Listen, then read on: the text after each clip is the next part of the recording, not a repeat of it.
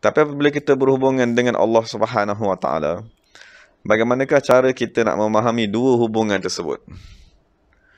Maka Imam Al-Baydawi radhiyallahu anhu dalam tafsirnya menyatakan, muamalatur rasuli hiya muamalatullah. Mana apabila kita berhubungan dengan Nabi Muhammad sallallahu alaihi wasallam, itulah sebenarnya kita bermuamalat dengan Allah Subhanahu wa taala. Kerana Imam Baydawi berkata Nabi Muhammad ialah khalifatuhu, ialah khalifah Allah. Seperti mana Allah berfirman, "May yuti'ir rasul faqad ata'a Allah." Siapa yang mentaati Rasul, maka dia sebenarnya mentaati Allah Subhanahu wa taala. Dan dalam ayat lain Imam Baydawi berkata, "Innal ladzina yubayyi'unaka innama yubayyi'una Allah." Sesungguhnya orang yang berbaiat dengan kamu, wahai Nabi Muhammad sallallahu alaihi wasallam, dia sebenarnya berbaiat dengan Allah Subhanahu wa taala. Jadi sebagaimana dalam muamalat di dalam ilmu fiqh, kita faham muamalat tadi berlaku antara dua pihak, al-bai' dan al-mushtari. Jadi begitu juga apabila penulis menyatakan di sini, kita bermuamalat dengan Allah Subhanahu wa taala, maka dia sebenarnya merujuk kepada muamalat kita dengan Nabi Muhammad sallallahu alaihi wasallam. Dan setelah kewafatan baginda sallallahu alaihi wasallam, muamalat tersebut digantikan dengan khalifah-khalifah Nabi Muhammad sallallahu alaihi wasallam seluruh dunia. Jadi sekiranya kita bermuamalat di dalam ilmu fiqh, mushtari dia akan membayar dan bai' akan memberikan barang. Jadi apabila kita berhubungan dengan Allah Ta'ala, apakah hubungan atau pertukaran yang berlaku? Maksudnya pertukaran yang berlaku ialah kita menyerahkan jiwa dan raga kepada Allah Subhanahu wa taala.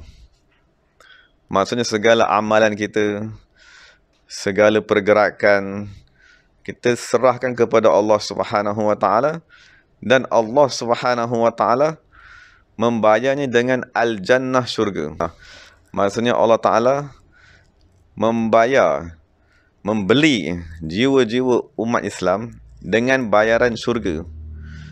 Jadi itu ialah nas Quran, hubungan dengan Allah Subhanahu wa taala. Tapi apabila kita datang kepada realiti semasa, sahabat-sahabat radhiyallahu anhum, mereka berjanji dengan Nabi Muhammad sallallahu alaihi wasallam, berbaiat dengan Nabi sallallahu alaihi wasallam, dan apabila berjanji, Nabi akan cakap sama juga. Kalau kamu mentaati janji tersebut, kamu menunaikan janji tersebut, bayarannya ialah al-jannah, syurga.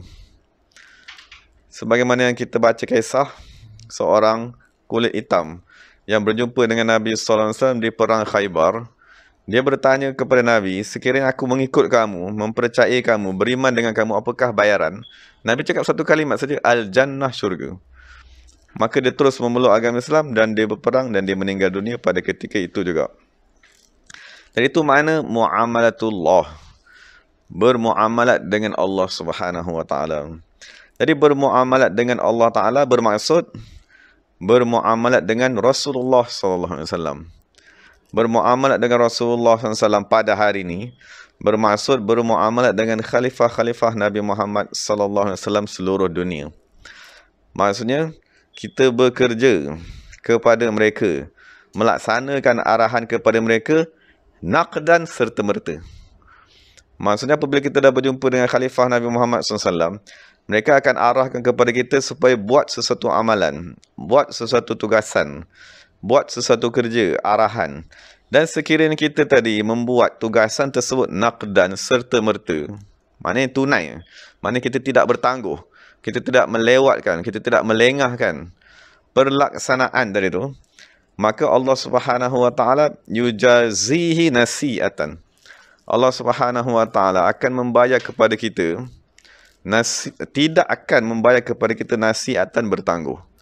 Maknanya serta merta Allah Subhanahu wa taala akan membayar kepada kita.